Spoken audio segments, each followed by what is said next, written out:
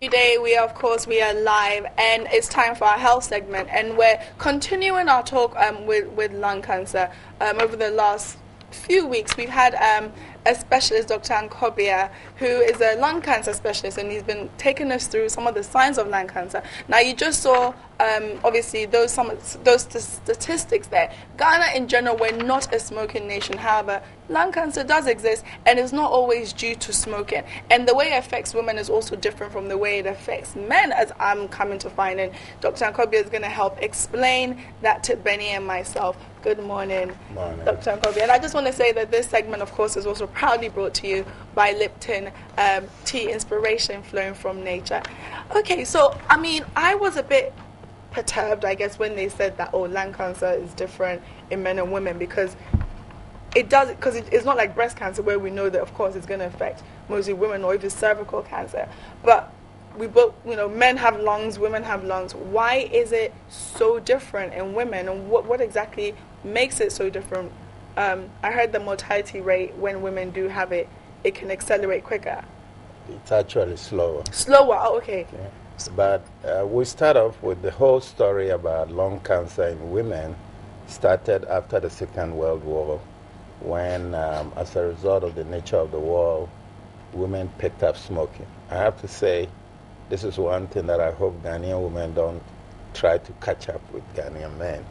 Because when the women started smoking in developed countries, the rate of lung cancer in them, there's a lapse period when you start smoking and when you get a cancer. There's a 20 to 30 years gap. So beginning in the 80s and 90s, the rate of lung cancer in women in developed countries skyrocketed. Thank God it may not have happened in developing countries. So that is the first thing. The most of the smoking was picked up by women because it became socially acceptable that if you smoke, it's not a big deal. And also became that women notice that when they smoke, they can maintain their weight. Because this is something it's still a myth that is going around. Yes, so that is something that started. So, but still on the epidemiology of the disease, so we know that is how lung cancer in women became such a common thing. The second thing that is known is that the volume of cigarettes that men and women smoke you need a less amount in women to get lung cancer. In other words, we estimate the pack year of smoking, where we multiply the number of cigarette packs you smoke a day times the number of years you've smoked. We calculate pack years. Women need less pack years to develop cancer than men. And this is not very rare to know that it's the same thing with alcohol.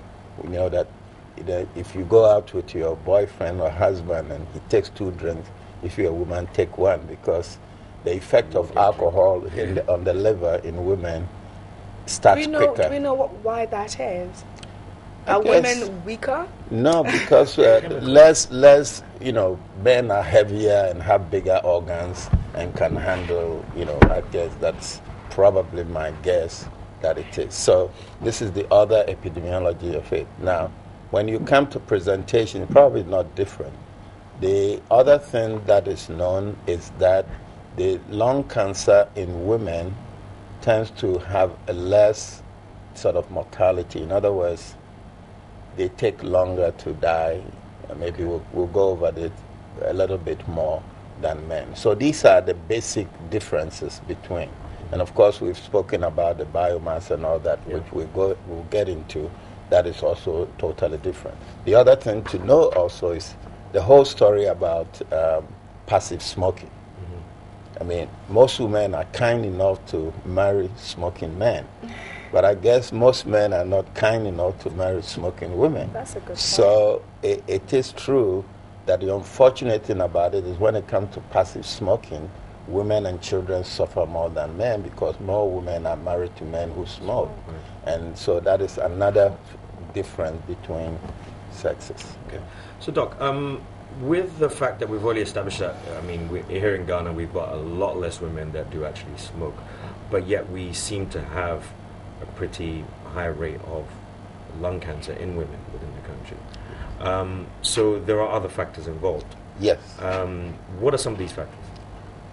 The first thing is that we have already established the fact that biomass effect is well established.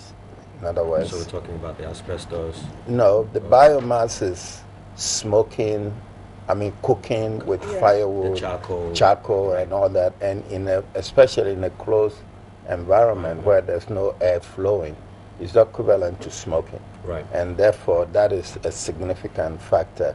Why? We also know that this started from Southeast Asia, where it was noticed that even women, strangely enough, the 15% of people who don't smoke and get lung cancer is more common in women than men.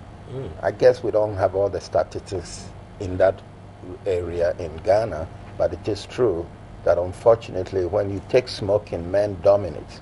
When you take non-smoking, even removing the common factors that we know, women get more lung cancers than men in that category. So they are more susceptible in general. Yes. Well, I don't know if the susceptibility, because if they are susceptible, then you're saying if you take men exposed to something and you take women exposed to something, then more women get it. But this is probably a genetic factor. I can't explain it. Yesterday, whilst I was preparing for the program, I tried to read on the effect of estrogen and all that. It's a very vague area to try to explain. So more studies need to be done. Yes. Okay. I want to talk about the cooking, as you said. We live in a part of the world where most, get out of a car if there's no gas. A lot of people will be